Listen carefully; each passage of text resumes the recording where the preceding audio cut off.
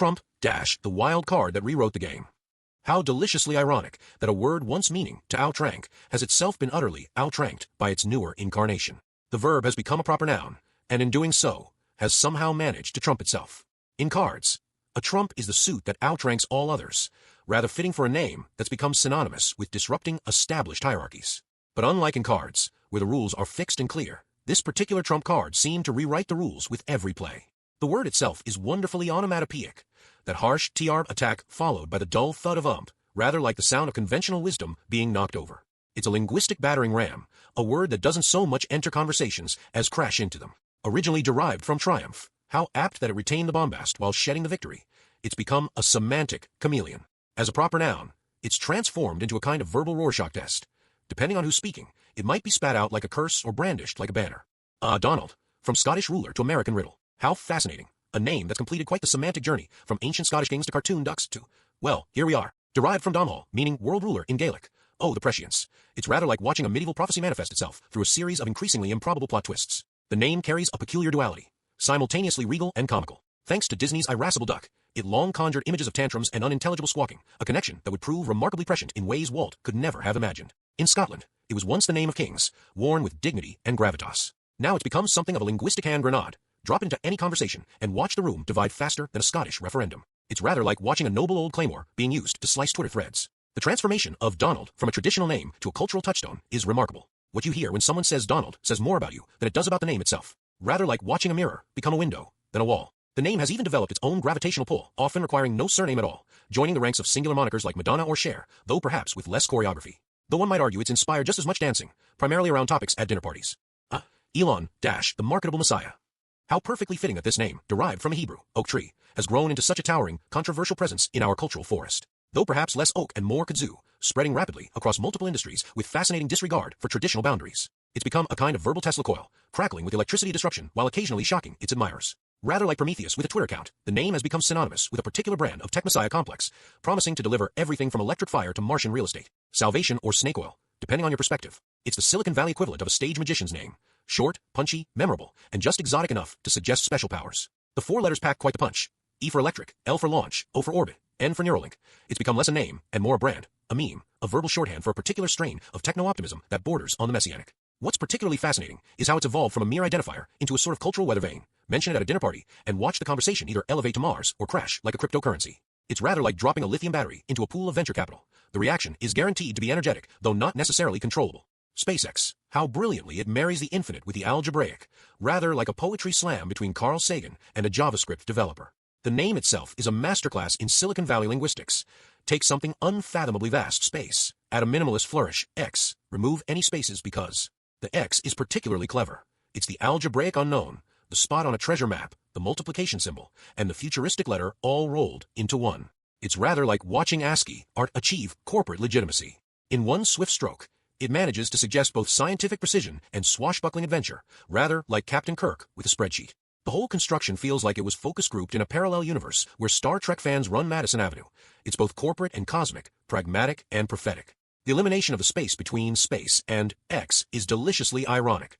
A company dedicated to exploring the vast emptiness of space apparently can't spare a single character worth of it in its name. It's computational efficiency applied to linguistics, as if every keystroke saved might help fund another rocket. Kamala Devi Harris, the lotus that bridged oceans. How fascinating. A name that reads like a carefully crafted poem of cultural confluence. Kamala, Sanskrit for lotus. A flower that rises from the mud to bloom above the water surface. Rather apt for someone who rose through the political muck to unprecedented heights. Devi, meaning goddess, carries the weight of divine feminine power, while Harris anchors her in the Western world, a perfect linguistic bridge between East and West. It's a name that performs a delicate balancing act, simultaneously exotic enough to be remarkable and familiar enough to be electable. Each syllable is a careful negotiation between worlds, Indian and Jamaican heritage dancing with American ambition. The name itself is a political statement, refusing to be simplified, demanding to be pronounced in full, insisting on its complexity. The way Americans stumble over its pronunciation reveals our ongoing struggle with multiculturalism, each mispronounced syllable a tiny confession of our cultural insularity. Yet its very presence in the highest echelons of power forces a kind of linguistic and cultural reckoning. Think of it. A name that would once have been changed at Ellis Island now echoes through the halls of power. It's rather like watching Sanskrit being carved into Mount Rushmore, a linguistic revolution in 3 parts. What multicultural pioneer is this, daughter of Berkeley's academic groves, born of Indian mother's wisdom and Jamaican father's strength, raised in civil rights' earnest light? Her name itself tells tales. Kamala, lotus flower of Hindu lore. Social security benefits, tomorrow's promise paid with yesterday's faith.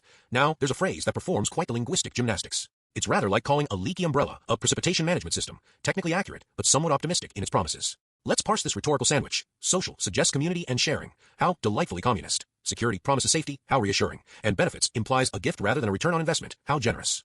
Together, they form a masterful euphemism for what is essentially an intergenerational IOU written on the back of a demographic time bomb. It's really quite clever, a system where today's workers fund today's retirees, all while believing they're funding their own retirement. It's rather like a very slow-motion game of musical chairs, where everyone pretends there will always be enough seats when music stops. The real genius lies in the word security, a promise of certainty in an uncertain world. Yet this security depends entirely on the continued faith of future generations to keep paying into a system they increasingly suspect might not be there for them. It's rather like a chain letter that's achieved governmental legitimacy. The benefits part is particularly entertaining, as if receiving back a fraction of what you've paid in over decades is somehow a bonus rather than a return on forced investment. It's rather like a burglar returning some of your jewelry and expecting gratitude.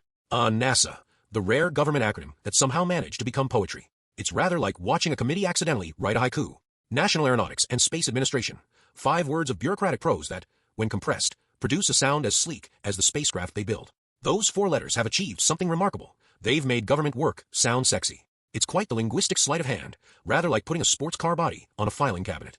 The word practically launches itself off the tongue, each letter a stage in its own verbal rocket. How telling that we rarely use its full name anymore.